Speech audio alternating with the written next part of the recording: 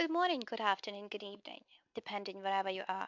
Warm welcome to today's ISQA webinar on approach to accreditation in LMIC with BK Rana.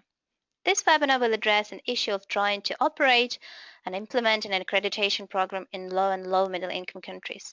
It is aimed to help inform government, regulators, interested parties with the necessary information for them to start the groundwork in establishing an accreditation system. Today's presenter is Dr. BK Rana, who is currently a Joint Director of National Accreditation Board for Hospitals and Healthcare Providers, Quality Council of India. He is very closely associated with International Society for Quality in Healthcare since 2006 and is Vice Chairman for International Accreditation Council of ISQA since 2008. He is also currently a Chair of the Accreditation Council of ISQA. Concurrently, he served as the president of Asian Society for Quality in Healthcare in 2011 to 2012. He has many honors to his credit, including an appointment as an ISQA expert. BK also serves as an ISQA lead surveyor and validation panel member under its international accreditation program. Just to remind you that today's presentation will take approximately 45 minutes, and we will leave 10-15 minutes at the end for any questions that you may have.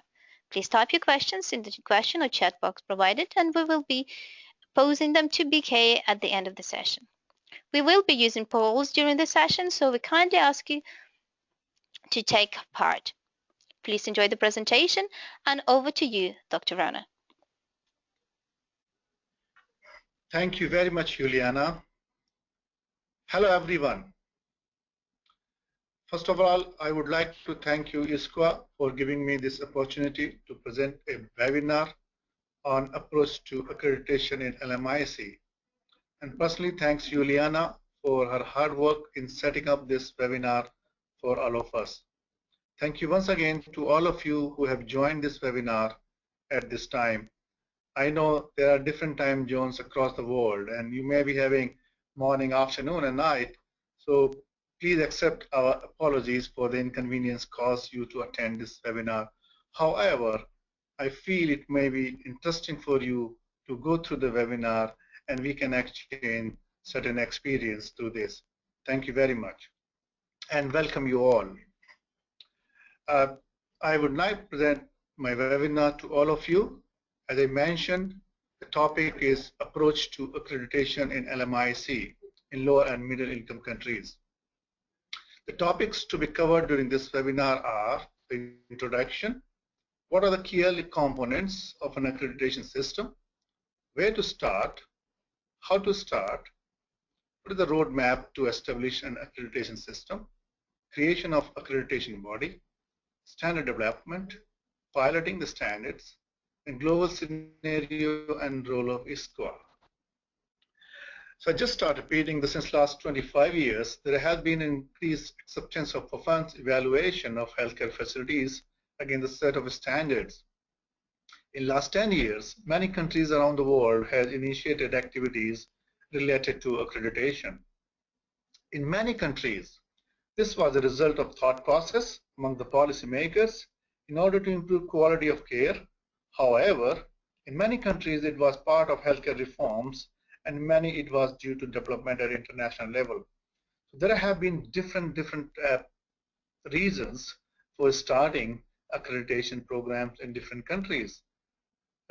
Most importantly, people around the world, particularly the government and the regulators, started thinking on improving patient care and patient safety for the patients in different hospitals in different countries.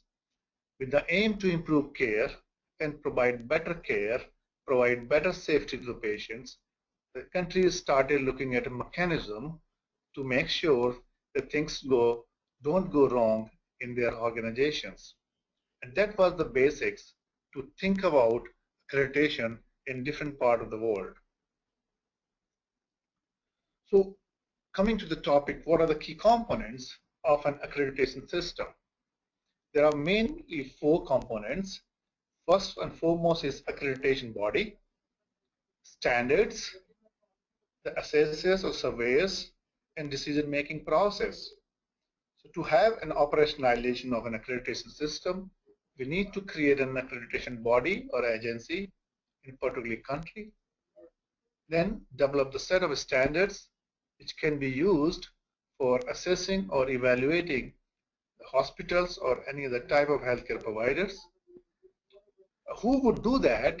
For the purpose, there are experts who have been trained on standards and then use for evaluating the systems, called assessors or surveyors. And then finally, how we make a decision in entire during process. So these have been the four components which I would be taking up one by one. Where to start? When someone think about to start a process for accreditation, there must be a decision to made. And who make those decisions? In a country, most importantly, the governments are the owner of healthcare services. And to start an activity like accreditation, the ownership of government, particularly the Ministry of Health or Department of Health or Department of Trade and Commerce, actually plays a very important role. So first and foremost important thing is to make a decision that yes, we need an accreditation system. Once a decision is made, we move on to the next step. So how to create that independent body, which may be an autonomous organization, to start the system. It's independent body which can be supported by the government or the associations or societies. So all these organizations come together, make a decision that yes, they need to start a process to build an accreditation system. There may be four scenarios existing in different parts of the world. There may be countries wherein accreditation system exists. There are many countries who have fully developed accreditation systems. There may be countries wherein the accreditation system exists. For example, existence of accreditation for conformity assessment bodies, CAB, driven by ISO standards. And these conformity assessment would mean testing, calibration, and inspection. And the testing also includes medical or pathological testing laboratories. So there are countries who are using ISO standards and grant accreditation to different laboratories for different tests, calibrations, or inspections. But they don't have accreditation for hospitals or any other healthcare providers. There may be the countries wherein there are steps started to start an accreditation system for conformity assessment bodies, but not for healthcare organizations. There may be countries wherein accreditation system of any nature does not exist. So you may find that there are different scenarios existing at this moment for accreditation systems. There may be countries when steps have started to start an accreditation for conformity assessment bodies, but not for healthcare services. This is because there are the government who's initiated that they would like to improve upon their testing facilities. They would like to improve on their inspection products. So with the help of the government and international organizations such like UNIDO, they have started programs for accreditation under National Quality Infrastructure. But that only covers the laboratories, not the hospitals per se.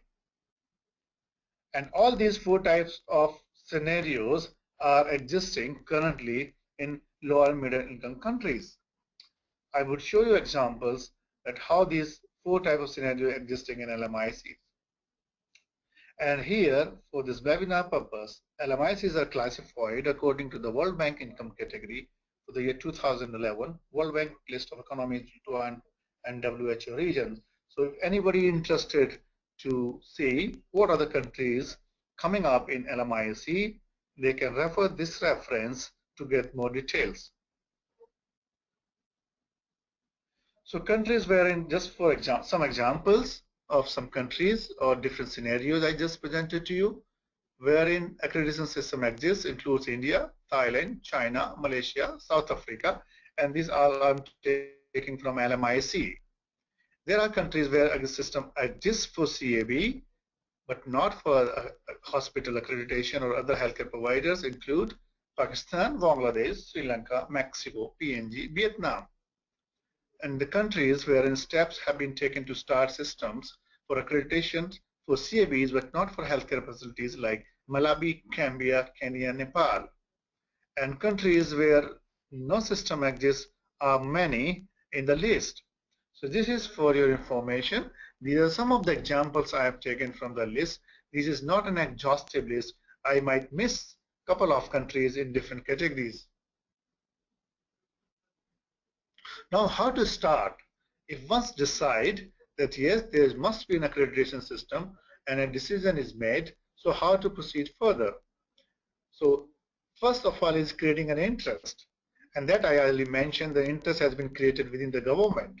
It's usually the Ministry of Health who takes the role of a leader and provide a leadership for this process of developing an accreditation system. Within this, when we start, this leadership organization, the ministry in particular, set a task force. A task force is a high-level committee or maybe a working group or a committee, whatever name given to this entity is designated, formed, so that the further activities can be taken up by this entity, like task force or committees or working group.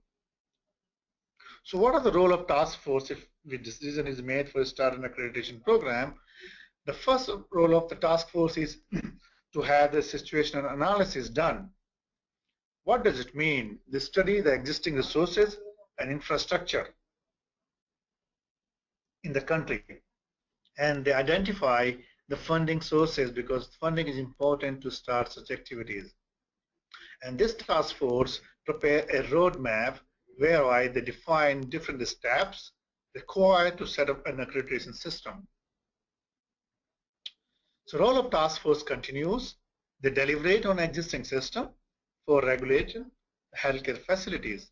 There may be countries where they have a regulation or a statutory requirement or a licensing requirement which ask hospitals to register with them or follow certain norms before they start operations. If it does not, then how healthcare facilities functions?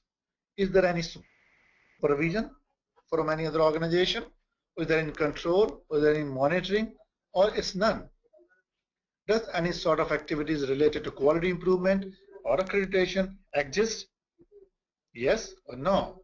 Further, there are strategies has to be built on the basis of the information which we gather from our points.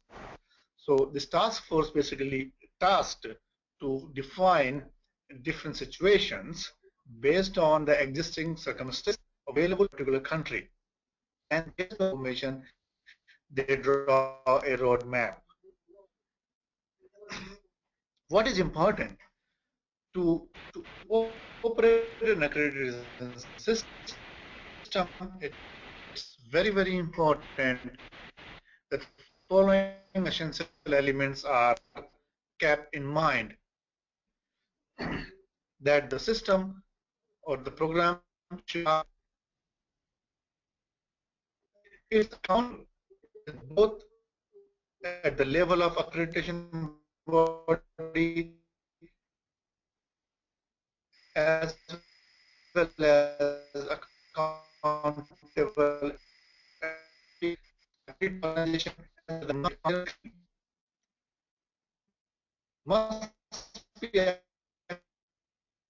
applicable to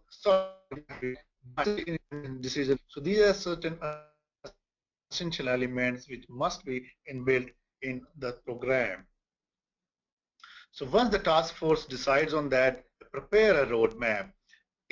Usually, the roadmap actually the following.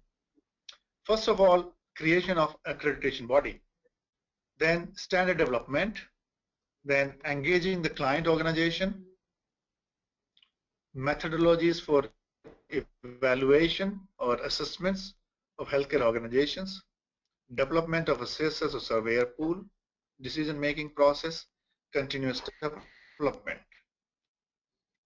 So first point is the creation of accreditation body. The accreditation body should actually be an independent autonomous body. It should maybe within the government structure It may be outside government structure, but with government representation in it. And there may be no government control, but it is recognized by the government. So while is starting a creation of an accreditation bodies, it should be independent. It should be autonomous in functioning, which means it should not be influenced by any entity, organization, or individual for its functioning and its decision making.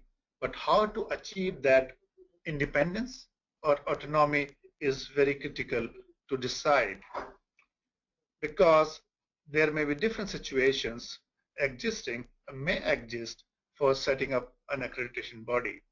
So if you look at this slide, we have 3 points given. There may be some other points or circumstances wherein we can create an accreditation body. Here, I would like to seek your opinion. If you would like to start an accreditation body in your countries, which option you would prefer best? Juliana, at this moment, may I request you please launch a poll on this? So I'm launching the poll there at the moment, and you should be able to see that on the screen shortly. So which option is, in your opinion, is the best? So select one of the following options. Number one, the first option is within the government structure. Number two, outside government structure but with government representation in it. And number three, no government control but recognized by the government. So if you can please cast your votes for one of those options. And the results are displayed now. So we can see that 12% have voted for within the government structure, 41% of our audience has voted for outside government structure but with government representation in it, and 47% has voted for no government control but recognized by the government. So I'll hide the results and over to you, BK. Thank you, Juliana. It's quite interesting poll and quite interesting results, wherein 47% people want no government control on setting up an accreditation body. So they would like to go for no government control but recognized by the government. I think quite a fair conclusion on that. Yes, because at times people might feel some restrictions while they are within the government control. But it's important that the government recognizes it. So the key is that whether you are within the government or you are outside, important is that you must be recognized by the government for its functioning, because that gives power and strength to the program. However, there are situations around the world where a Christian body exists within the government, is run by the government, but mostly it's not in the government, it's outside the government, but has a representation and recognition from the government. So thank you very much for everyone to participate in the poll. The next stage for the development of program is developing the standards for accreditation. Is the most important steps for setting up an accreditation system. So this is based on existing standards. So we would like to look at the regulations, the licensing requirements, or any quality improvement activity exists in at that particular point of time, and the stages of development. So these are the few steps for moving forward to developing the standards. So the stages of standard development includes the first of all creating of a technical committee. A technical committee is a term you may use any other term as well. A group or work task force, whatever it is for your convenience. The purpose of the committee is to have experts in the area of healthcare quality asked for drafting the standard. And more importantly, briefing the committee an initial workshops for outlining the priorities of the standards, the outcomes, the time frame for the development standards, and the target organizations. It may be hospitals, maybe diagnostic centers, it may be blood transfusion centers or blood banks, it may be radiology centers, so it may be different types of healthcare providers. So what are the target organization at the moment? at that point of time who actually being targeted for developing the standards. Uh, so while the committee is working on that, they need to be informed that these are the points which they need to actually keep in mind. For instance, the standards to suit local hospitals. At the moment, we are targeting the hospitals to develop the standards, so I'm using the word hospitals. So standards to suit local hospitals. The standards, each country has its own customs, the values, culture. So the standards should actually take all these things in account while developing. They must be achievable. They should not be drafted that they are not achievable. They must be achievable. It may not be achievable by everyone, but a set of organizations must achieve it. Otherwise, if you set a standards very high, organizations are not able to achieve, so there will not be a point of having an accreditation program. Not to adopt well-developed standards available as it is, because as I mentioned, that there are differences from country to country for customs, values, culture, and status. So we should not immediately take standards from others, but tailor-made as per the requirements of your own situations on your own countries. Uh, Basically, the accreditation is based on structure, process, and outcome. So your standards might look into structural aspects. If there are regulatory requirements exist or the licensing requirement exists, which actually minimally define some of the structural aspects, so you can take those structural aspects, built upon that some processes.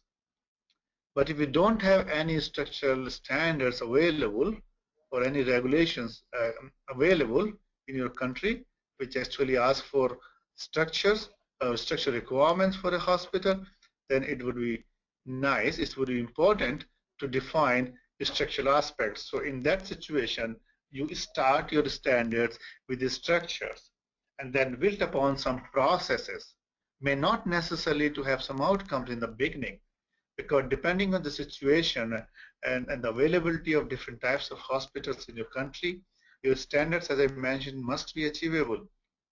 If you put that clause in mind that they should be achievable, then you should not define outcomes which may be very hard and difficult for hospitals to achieve. So you may like to start your standards develop based on certain structures and then build some processes on it. Because if you look at the standards which are being used by advanced accreditation bodies running over a couple of years, they have all these three components in there: the structures, processes, outcomes, which are actually measured. So they have traveled a journey during last couple of years to reach to this stage of developing the standards. So their standards might be uh, fitting into the current scenario of their country. But if you use those standards, may not be fitting into the hospitals which you have in your country. So you have to look the standards in a way that they can be achieved and can be incorporated into their activities and put into place for implementation. So defining the terms of reference for the committee, that what are the roles and the responsibilities, and review of available literature by that committee to get an idea that what is existing so that they make a draft based on that.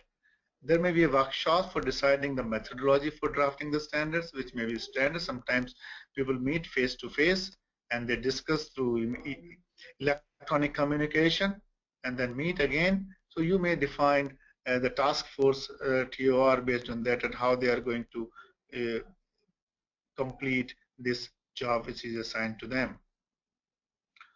And then drafting the standards by the technical committee.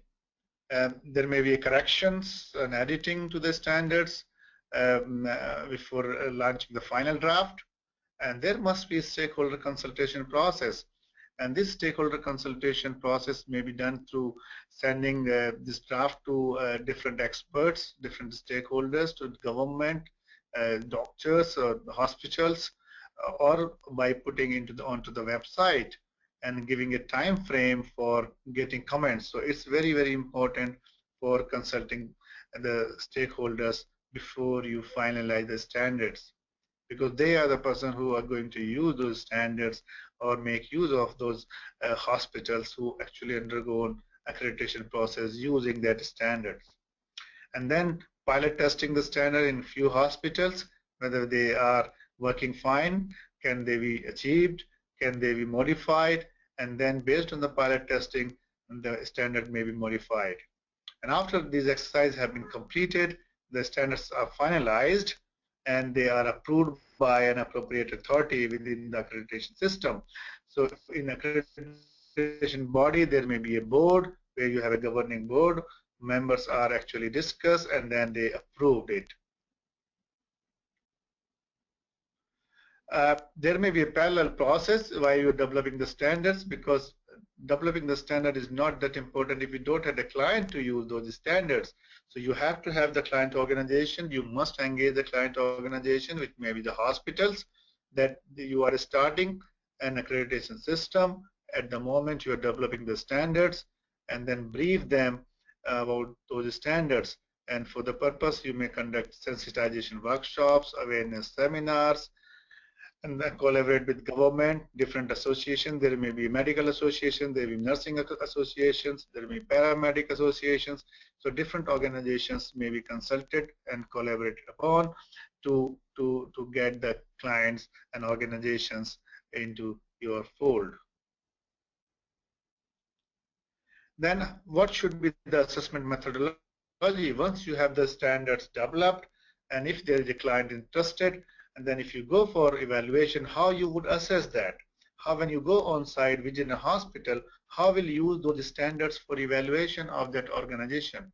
So these assessment methodologies are important to be developed.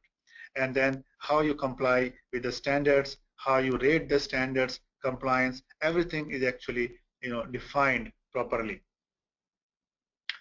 And then the next stage is, after the standards are developed, methodology for evaluation is defined, then who would evaluate, who would go to site and assess the hospital? You need to have an experts who know standards, who know how to use that standards for assessment. For the purpose, we need to have experts. Usually in different accreditation bodies, three expertise are taken. You may have more. The doctors, which are physicians or surgeons, they are nursing professionals, and the administrator in healthcare administration who are actually running the hospitals. So basically these three types of expertise are taken while you are providing training to your assessors or surveyors. This assessor or surveyor terminology used interchangeably. Somebody use assessor, somebody use surveyor. And so when you get the define that you need these types of expertise, you develop the training course contents for that. So training course actually is comprised of the standards, that what are the standards, what interpretation is given to different requirements of the standards, and then how use these standards for evaluation. So assessment methodology, the assessment process is talked about in that training courses.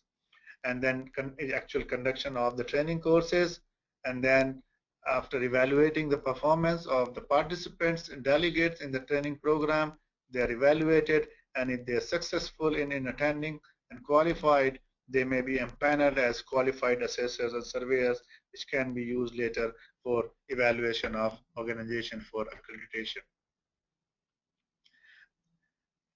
Then the next most important part is decision-making process. What after conducting an on-site assessment or survey? Once your standards were developed, your methodology has been defined, your assessor pool is ready, and then there is a request from a hospital for evaluation, for accreditation, and then this comes in and you go and evaluate, and a report is prepared by assessment team. So what after that? So the assessment report is evaluated, which means a decision-making process is put into place. Usually, there may be a set of experts coming together from committees. We may call accreditation committees, or we may call accreditation panel, or there may be other types of methodologies used for decision-making process. If you have a committee form of a couple of experts in the field of quality, healthcare, hospitals, and so on, you can make a group called a committee, and the report is given to them for deliberation. After deliberation on the report, the committee might give a recommendation for award of accreditation, or may ask some clarifications, or may say no, accreditation cannot be recommended because of deficiencies existing in the report and which are existing in the hospital. So there may be n number of possibilities how we define that what should be the decision-making process, what are the steps we are taking in decision-making process. Once award is, if award is recommended by this group, it goes for approval, and approval may be done by the board, or board may delegate its powers to chairman of the board, or it may delegate its powers to the chief executive officer of the board. So it's maybe a different scenarios existing. Whatever is convenient to the body might adopt it. And then accreditation body also must have certain policies and procedures for operation of accreditation body. How you invite applications, what is the application form, what are the contents, how you process it, and how you carry out different activities in your organization must be documented as a management tool within the accreditation body. So that's about how actually you take the process for setting up an accreditation system. I know this is a very huge task to set up such system, but taking into account of the time for the webinar, 45-50 minutes are not just sufficient for talking on such topic.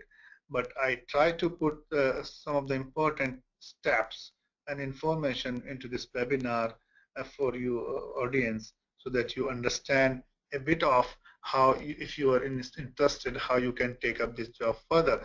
So if you're really interested, the first thing I talked about is to decide whether you need an accreditation system. Once a decision is made, then efforts to start setting up an accreditation body is started. Once that is done, then a set of standards need to be drafted by the technical experts, and public consultation or stakeholder consultation process is used for finalizing the standards. And then also simultaneously we develop a pool of surveyors or assessors who will be used for assessing the organization against this set of standards which were developed for accreditation. And then the decision-making process, while this report generated out of assessment is submitted to a group of experts who review the reports in compliance with the standards, and then give its recommendation for award or otherwise. So so it's the whole process of accreditation. But developing system is not that easy. But of course, if there is a will, it can be done easily. Now, moving on to the next part of this webinar is global scenario and role of ISQA in accreditation. All this webinar, as I mentioned in the beginning, is actually focusing on LMIC. So global scenario. If you look globally, a well-established system of accreditation for healthcare facilities exists. There are many systems which are well defined and well recognized all over the world. A couple of well established and recognized accreditation organizations are listed here for your information, but they are not limited to this list. There are many others as well.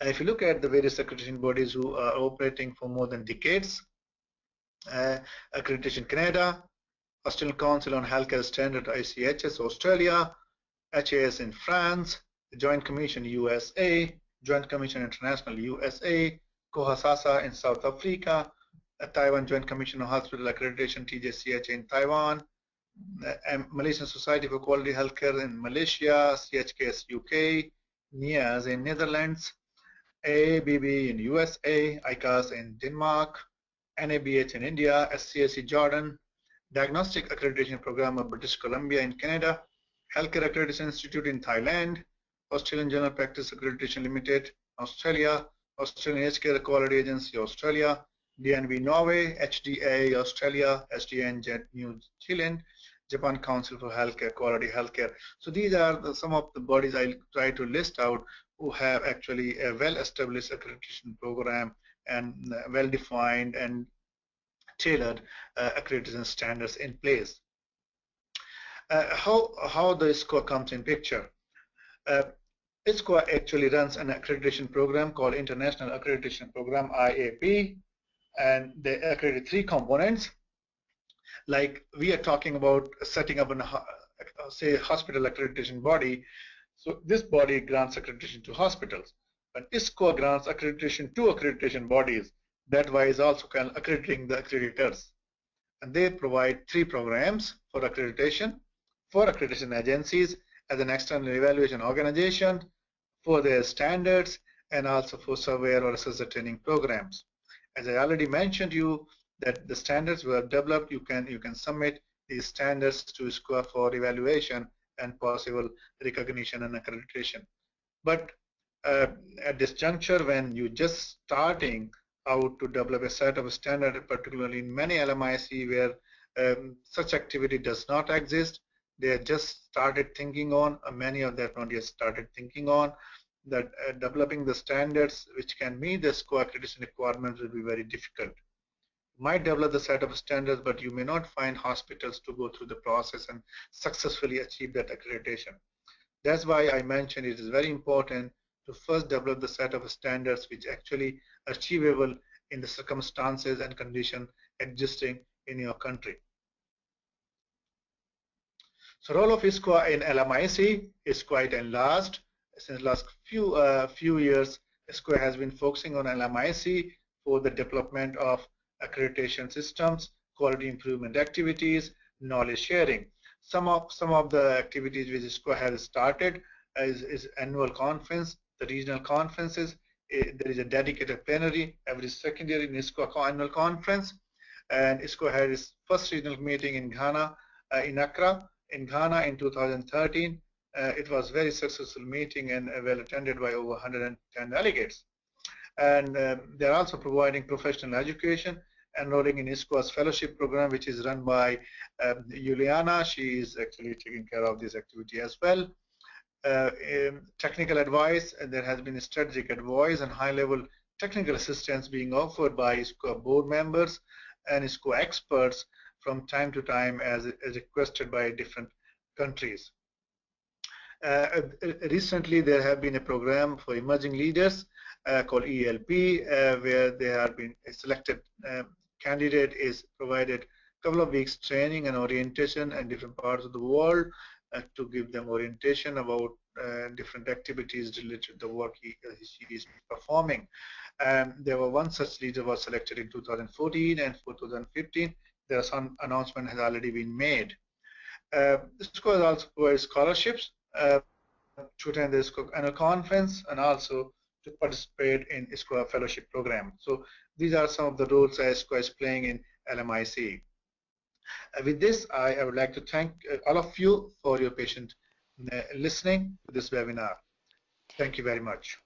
Thank you, Dr. Rana. Thank you for this very practical presentation.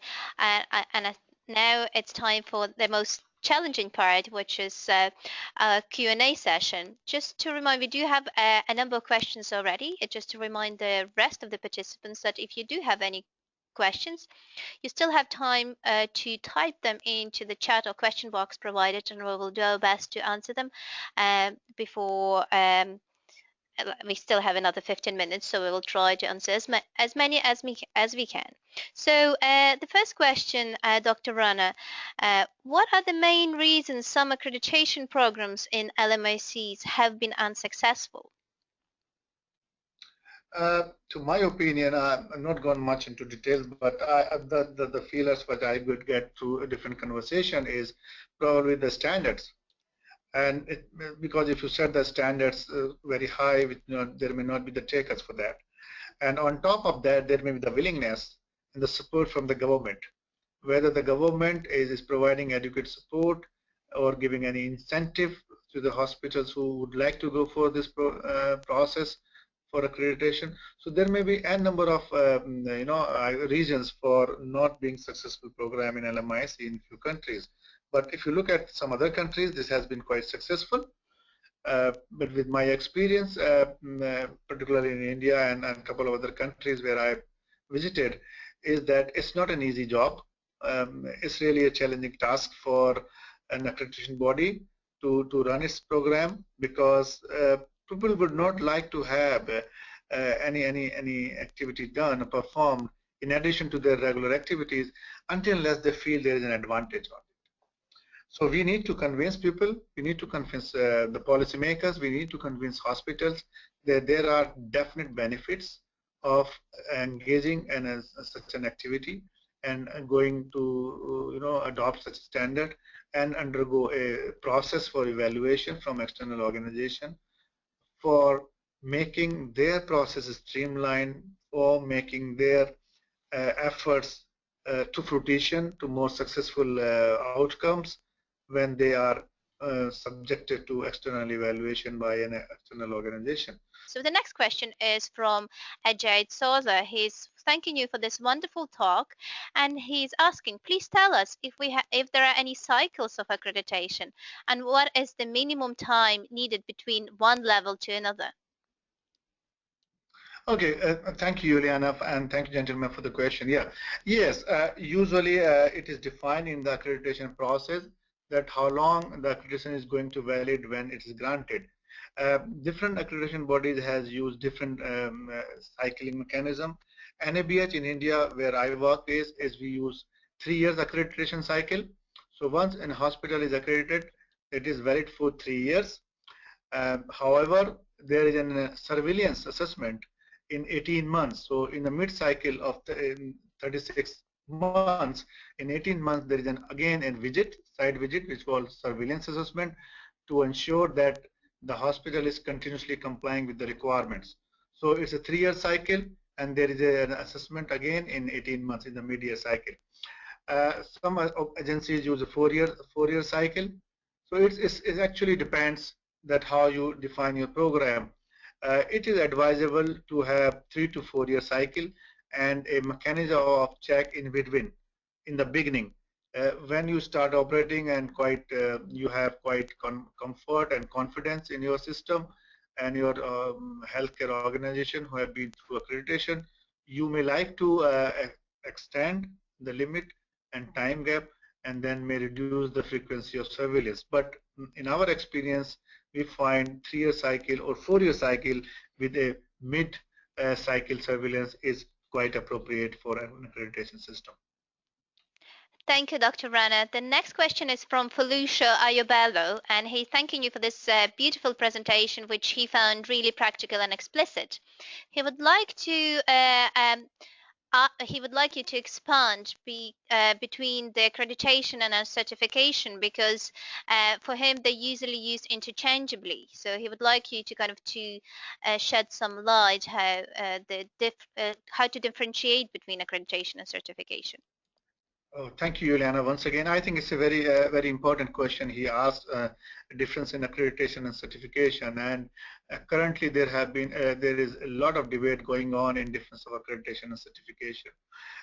If you look back at the history of accreditation and certification, which actually was defined in ISO documents, there is a clear distinction between accreditation and certification. Certification, as ISO defined, is a set of a process which is actually include assessment and evaluation of an entity against a set of standards for its quality management system. An accreditation is defined as basically certification plus technical competence evaluation. So in ISO, it means the certification is actually not necessarily guarantee the technical competence of an organization or individual working in the organization. However, in accreditation, it means the technical competence is also evaluated in addition to its documented quality management system. So that is how ISO has defined.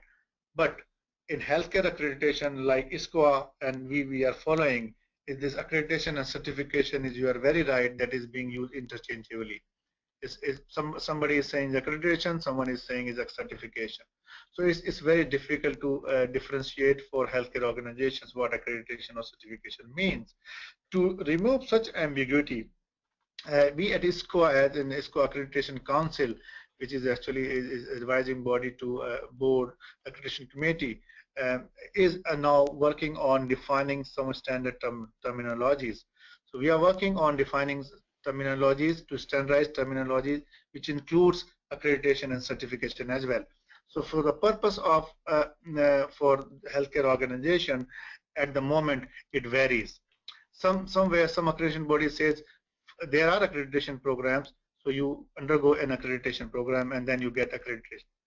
Then if you go for a specific program within the hospital, they call it certification.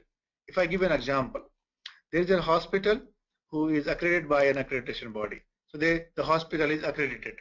Now if the hospital applies for a disease-specific program, say stroke management program or cardiac care excellence program within the hospital to the same accreditation body, the accreditation body says, no, this is a certification. So for that matter, first you get accreditation, and then you get certification. So it's how actually the different accreditation bodies are using these terms at the moment. But to remove, as I mentioned, to remove any ambiguity, ISQA is really working to define, standardize these terminology. And I hope that this will be soon come out from ISQA. Thank you for asking this question. Thank you, Dr. Rana. The next question is from Lolita Matevska, and we have a lot of questions to fit in the next couple of minutes. So she's once again thanking you for this interesting presentation, and she's asking, in your experience, how long does it take to establish an accreditation body and to implement accreditation in practice? Thank you for this nice question. It's a very basic question, and I think it's important for me to respond appropriately. Yes, in my experience, if you look at my experience in NABH in developing the accreditation programs, basically from somewhere from 6 to 8 months or 8 to 12 months is taken by the standard development. So once if someone decides to start and initiate an accreditation program and decision is made and an accreditation body is set up, not necessarily accreditation body is a large organization. It may be to begin with, it may be a smaller organization having some board structure or a governing structure, and then defining the technical committee or task force, giving the task for defining and drafting the standards, which usually takes somewhere 6 to 8 months. Because if you look at different aspects of standard developments, it takes time for consultation, for deliberations, for taking comments, and then defining the standards. So somewhere from 6 to 8 months, and then if you take piloting, so maybe within 1 year, 1 year is quite sufficient time to get onto the standards. But as I mentioned in my presentation, if you also work simultaneously on other aspects of setting up the accreditation program, like setting up different policies and procedures for accreditation bodies for operations of different activities, and also identifying the clients, organizing awareness programs for them, and then surveyor or assessor training programs. So if you started working on then the groundwork on that, so once your standards are ready, then you can start training your assessors or surveyors, and then you immediately can start conducting awareness and seminar for your hospitals. So it saves times. So by the time your things of standards come out, you have a background homework done for launching the program, conducting awareness program, conducting your surveyor training programs, and that is on. So so standard development and plus program, so somewhere 12 months to 15 months, quite optimistic target, but it may take up to 2 years as well if you're really sincere about it and everything is provided to achieve this target. So it's maybe somewhere 12 months to 24 months, I guess. Thank you, Dr. Rana. Just as a continuation to this question, is there any particular training course that can be used as a template to train assessors and surveyors in LMIC, as most of them start from scratch and have very little experience? Yeah, I think different accreditation bodies uses different methodologies for training their surveyors and assessors. Some are you having 2 days program or 3 days, 4 days, 5 days. We at NABS use 5 days training program, which is actually based on certain principles of auditing and survey or assessments from ISO standards as well, or international organizations who provide some guidelines on developing the assessor auditors training programs. So basically, it depends that how much and what you would like to train your assessor is. The two more important things I would like to mention here is because they are relevant to developing the training programs. Because if you have selected the expert, these surveyors, potential surveyors from a pool of doctors, so they know about their profession, their nurses, they know about their profession, and the manager, they know about their profession. So they need not to train on the technical aspects, but they need to be definitely trained on the accreditation standards which have been developed and to be used for accreditation. So the training for the surveyors on standards, and then how these standards to be used for evaluation of a hospital on site. These are two important aspects basically should be taken into consideration while developing any surveyor or assessor training program. So training on standards, interpretations, and then how to use these standards for evaluation. And then most importantly, which is actually not that technical, but is human aspect of surveyors, that how the surveyors are trained on how they should behave while they are on site, how they should interact with a staff or patient or the management, while they are conducting survey. So those are the human aspects of training also to be most importantly covered in the training. So there is no defined template, but yes, we have a template. If somebody is interested, we won't mind sharing with them this. Thank you so much. Thank you, Dr. Rana. The next question is from Arola Hamoud from Lebanon, and she's asking, what are the credentials of the persons writing the standards and what challenges are faced during standards preparation? Just repeat, may I request repeat the question, please? Yeah. What are the credentials? So I suppose what qualifications, I think that's what Rola is looking for. So what are the credentials of the persons writing the standards? So I suppose that Okay, technical community you mean, yeah. exactly. And what Okay. challenges are they facing during standards preparation? Yeah, again, a very important question. Yes, and the person who have been actually part of the technical committee or the group who actually been given responsibility for drafting the standard should also come from hospitals. Like I mentioned, they may be doctor. It's better to take them doctors, a nursing professional, administrator, and maybe the person from the background of quality management system. If there somebody is available for your group that he knows about some basics of quality management to provide a basic framework to the standards in addition to the technical one. So the expertise from quality management systems, technical expertise from hospital sides, from doctors, surgeons, physicians, nursing professionals, and hospital administrator, and maybe if it's possible to get some associations from patients' perspective, that maybe there are consumers' perspective, there may be consumer organizations representing patients, and the government representative from different sectors, maybe health department, maybe a trade or commerce department. They are important to participate in that because they would provide and maybe regulators if they are existing. So the credentials of that is that they are qualified person in their respective professionals, doctors, nurses, administrators, or with the government or some regulator. So these may be the expertise may be taken on the board, and that may be the qualifications, the credentials defined. On the other aspect of challenges, yes, it's a huge. There are huge challenges for before the task force or the committees in defining the standards, because first of all is coming to the same philosophy, coming to an agreement of standards is the most difficult task among the group. That what should be, what should not be there in the standards. So while drafting the standards, as I mentioned, the terms of conditions and prioritizing it's important to draft and list out those points that they are considering worth for inclusion or worth for exclusion from the resources available to them. So it's a great challenge for them to draft the standards, because time limit is also very important. Resources available to them is also very important. And also, most importantly, these experts are coming from the different organizations. They are working for different organizations. So taking time out of their schedule, which they are performing, they are engaged somewhere there, is really difficult for them.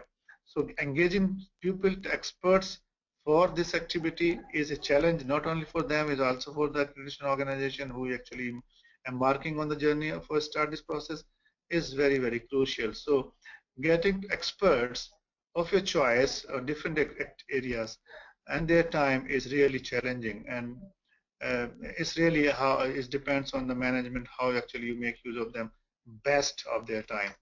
Thank you. Thank you, Dr. Rana. So it's the last question for today, and we do have a number of them still there. So if you don't mind, I will send them It's to you okay. directly. We'll just get this one. I think it's quite important. So, what is the approximate cost of the accreditation process to be set up? It's a very difficult question. It's difficult to estimate because it has different components. Uh, Depending on the situations, there may be a situation where there is an organization already existing somewhere. It may not be an accreditation body, but there is an organization who actually is interested. If I give an example for my own organization, NABH is part of Quality Council of India. So in 2005, NABH was not existing, but Quality Council of India was existing and running other accreditation program than healthcare.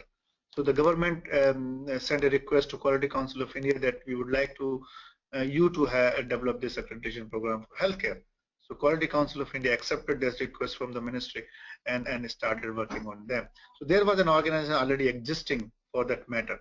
The only the important thing was now to get people done and then revolve around the process. So there was infrastructure available. So what they did, yes, they form a with that order of the government, they form a board, that this is the formal board for accreditation. They constitute the board and get a chairman of that board, right? And then simultaneously start working on the technical committees. So because the resource was not constrained for that for Quality Council of India, they could do it quickly. So 7, 8, 9 months for the developing the standards, then first board meeting in next 6 months or 7 months and roll out the program. But situation may be difficult and different for some other organizations. So the cost and the cost involvement is if you're calling somebody, so you need to pay their travel, their boarding, lodging, and definitely you would like to pay some honorarium to them. But again, it's different, and it may be different from countries to countries and situations, whether they should be paid or they should not be paid. But of course, we pay. So the cost involved in the travel, hotels, and all arrangement of the meetings, and then honorarium is that cost for calling for the meetings, and then defining the standards, and then public consultation, and having a setup for the website, and getting into communication, and so on. So and then printing the standards. So basically, it's all depend on what you have with you. If you have something like I mentioned about my organization, the cost may not be that much. But if you don't have anything and you have to start from scratch, uh, building an organization, then you really will need more money compared to the earlier situations. So it's really difficult to estimate or give an estimate at the moment. Rola, thank you, Rola, for that question. Thank you, Dr. Rana. Thank you for answering all of those challenging questions. It's just to remind everybody else that the recording of this webinar will be available on ISQA website within the 24 hours of the actual webinar taking place. So please pass the information to anybody who might want to benefit from the information in this webinar. I would like to thank you, Dr. Rana, for taking part and for delivering this fantastic webinar, for doing such a brilliant work in your own field and on behalf of ISQA, because you're involved so much with ISQA and you're doing such a brilliant work for us. And I would also like to thank the attendees for attending today, for finding time and joining us for this session. Just to remind everybody that we have a post webinar survey, so we'd really appreciate if you could fill that in. It will not take longer than 2 minutes, but it will help us and improve on the quality of our service. Dr. Rana, it's a pleasure dealing with you, and thank you for delivering this webinar for us. Thank you, Lena, for your kind words, and thank you very much for setting this webinar up. It has been a great challenge for you, I know, but you have been quite, enthusiastic and successful setting this up. So thank you very much, Juliana, and thank you every delegates who have participated in the webinar. And type of questions asked in the seminar, I can definitely say they were really very good questions, and I really appreciate these delegates, and I look forward to meet you, some of these delegates, or interact with them in time to come if they wish to. Thank you very much. Thank you once again to everyone. Thank you. Thank you, Dr. Rana.